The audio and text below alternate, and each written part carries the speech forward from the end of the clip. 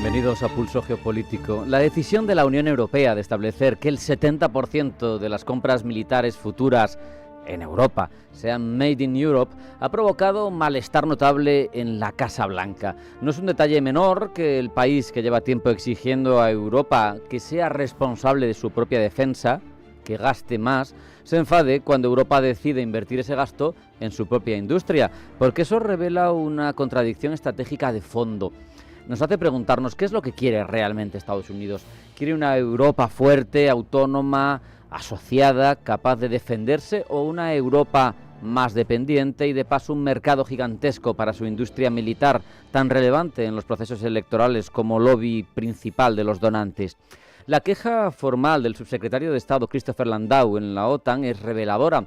No es una queja diplomática matizada, es una queja directa. Washington no acepta que los europeos prioricen sus fabricantes frente a los estadounidenses. Y esto es tremendamente irónico. Durante años se repite que Europa no gasta lo suficiente, no aporta lo suficiente, no quiere defenderse sola, carga la seguridad, la tarea de la seguridad europea en Estados Unidos, y cuando decide rearmarse, cuando decide reinvertir, cuando decide verdaderamente dedicar recursos importantes a esa área, la primera reacción de Washington es reclamar que el gasto fluya, pero hacia su industria. Entre 2020 y 2024, Europa triplicó sus importaciones de armas estadounidenses, y en ese contexto, que Bruselas busque ahora proteger su industria no parece ni mucho menos un capricho. Es una reacción lógica ante una dependencia excesiva que es, por un lado, económica y por otra, estratégica. Porque quiere Estados Unidos que Europa asuma su defensa, en teoría, ese es el discurso oficial. Y la estructura, sin embargo, del sistema de seguridad europeo ha tenido siempre un eje claro: que Estados Unidos era el garante final. Si ahora Europa se vuelve verdaderamente autónoma en términos industriales, tecnológicos y militares, pues el vínculo cambia, ya no es tan asimétrico, ya no es tan dependiente. Donald Trump preguntaba de forma retórica, pero en voz alta para que lo escucháramos todos, ¿por qué defendemos a países ricos que no pagan? Ahora exige, de hecho, a los miembros de la OTAN ya no lo que se acordó en 2014, ese 2% del PIB, ahora exige el 5%, que por cierto no cumple Estados Unidos. La defensa para Trump no es un bien común, es un servicio que se abona, que se factura. Y Estados Unidos, en esa lógica, no es otra cosa más que un proveedor. Si Europa ahora empieza a fabricar más de lo que compra, pues obviamente la parte del pastel que corresponde a Estados Unidos se reduce, y eso explica sin duda parte de ese enojo estadounidense. Washington quiere que Europa gaste más, sí, por supuesto, pero quiere que ese gasto se haga en industria estadounidense, que pague sueldos americanos, como dicen ellos, estadounidenses, digo yo. Ahí se produce una paradoja. El discurso de autonomía europea coincide con intereses declarados por Estados Unidos, pero choca con intereses reales. No es lo mismo cuando se alude a una capacidad defensiva autónoma o cuando lo que quieres es que esa capacidad defensiva se articule a partir de que se enriquezca tu industria. Hay un ángulo también decisivo en otra derivada, que es el giro estratégico público y manifestado hace años de Estados Unidos hacia Asia-Pacífico. Esa es la prioridad, es evidente. Para Washington, Europa es, como mucho, la cuarta de sus prioridades internacionales. Lo dijo el excomandante estadounidense en suelo europeo Ben Hodges hace unos días. Como mucho, la cuarta prioridad.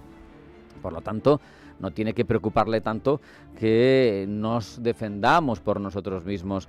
Al final, Estados Unidos quiere, por un lado, liberar recursos para Asia, liberarlos de gastos en bases europeas, en protección frente a Rusia de los países europeos, pero en realidad tampoco quiere que esa Europa sea totalmente autónoma.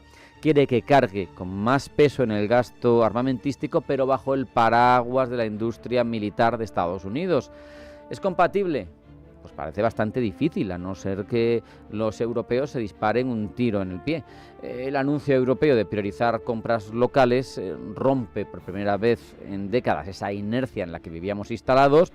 Quiere evitar que grandes inversiones como las que se han hecho en sostener la defensa de Ucrania ante Rusia, porque es evidente que Estados Unidos ha invertido mucho, pero Europa ha invertido muchísimo también, pues terminen reforzando la hegemonía industrial de alguien que no es un enemigo, Estados Unidos, pero que ya no es un aliado tan cercano, sobre todo porque no te quiere defender. Yo quiero defenderme por mí mismo, por lo tanto el gasto lo hago en mí mismo, no lo hago en otro. Es evidente que se intenta recuperar una base industrial europea que se fue deshaciendo a lo largo de muchas décadas bajo ese vasallaje feliz, como dice el presidente italiano Sergio Mattarella, en el que vivimos instalados los europeos desde la posguerra de la Segunda Guerra Mundial. Al final, esa decisión de que el 70% de la inversión en armas proceda de Europa es un paso, pero no nos engañemos, Europa está muy lejos de poder sostener por sí sola un sistema de seguridad robusto y a la última. Aunque se enfaden los estadounidenses, es evidente que no vamos a poder desvincularnos del todo de su industria. Tienen gran cantidad de elementos armamentísticos en los que Europa, por mucho que se empeñe, no llega y ahora mismo no puede compensar. Pero el hecho es que la Casa Blanca también tendría que hacer algo de introspección, porque se debate entre dos impulsos que son claramente contradictorios. Por un lado, liberar esos recursos militares que le suponen gasto en Europa y centrarse en Asia, contener a China, que es quien lucha y que le planta cara por la hegemonía mundial. Pero por otro, pretende mantener a Europa en una dependencia que asegura su influencia geopolítica y su posición como proveedora.